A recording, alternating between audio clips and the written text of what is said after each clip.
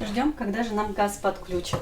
7 долгих лет семья Муратовых живет без газа. Готовка на индукционной плите, горячая вода в электрическом водонагревателе, такое же и отопление. Все потому, что подключить их дом к голубому топливу не было возможности. В Айше не было газопровода. Зимой дровами, летом электрический и зимой также электрический котел у нас есть 50 на 50.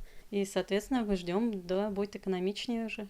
Сегодня знаковое событие. С этого дня в Айше становится теплее и уютнее. В селе заработал газопровод. Его построили по программе дегазификации, объявленной Владимиром Путиным. Газ до границы участка проводят бесплатно. Если республика основную программу газификации провела в начале 2000-х годов, но мы каждый год вводим 3 миллиона квадратных метров жилья. 3 миллиона. Из них значительная часть, это отдельное индивидуальное жилье. И сегодня есть большая потребность. 18 тысяч заявок, она еще будет больше каждый год. Это огромная программа, которая требует больших финансов. И сегодня, благодаря «Газпрому», данная программа решается в нашей стране, в том числе и в нашей республике. Президент отмечает, на сегодня в Татарстане 16 тысяч заявок в работе, к 8 тысячам участков газ уже проведен. Мы поставляем на территорию республики более 17,5 миллиардов кубических метров газа. Много ли это или мало? Но задумайтесь, такая страна, как Италия, потребляет даже меньше газа, чем потребляет один Татарстан.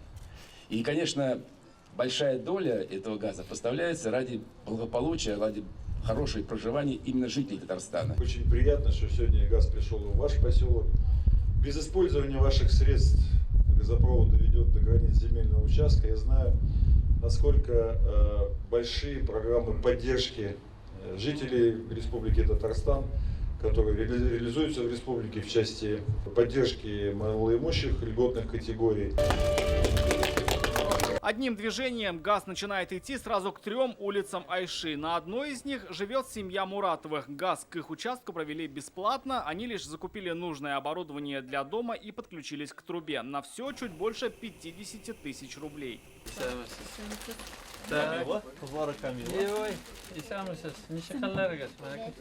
За такие удобства денег не жалко, говорят они президенту уже за чайным столом. Рустам Минниханов лично поздравил Муратовых с этим событием. Теперь далеко в прошлое уходит и вот этот динозавр. Дровяная печь, которую отапливали дом за неимением газа. Дрова нужно было подкидывать каждые 3 часа. Сколько кубометров было сожжено за эти долгие 7 лет, знают только хозяева. У нас, поскольку альтернатива была деревянная, до 6 тысяч мы платили за электричество только. А соседи, конечно, на порядок дороже. Бесплатный газ до границ участка сегодня получили 100 семей Айши. Из них 23 живут в своих домах. Очень все довольны, потому что тепло это очень много значит для народа. Потому что электричество топить было очень дорого. В месяц выходило в холодные времена 18 тысяч.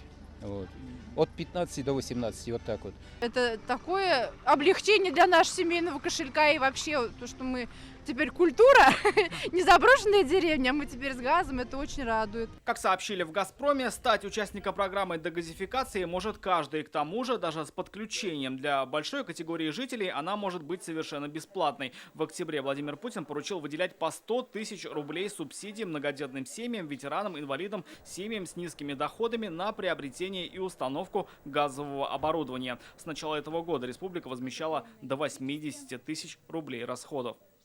Рамиль Шайдун, Алмаз Единов, ТНВ, Зеленодольский район.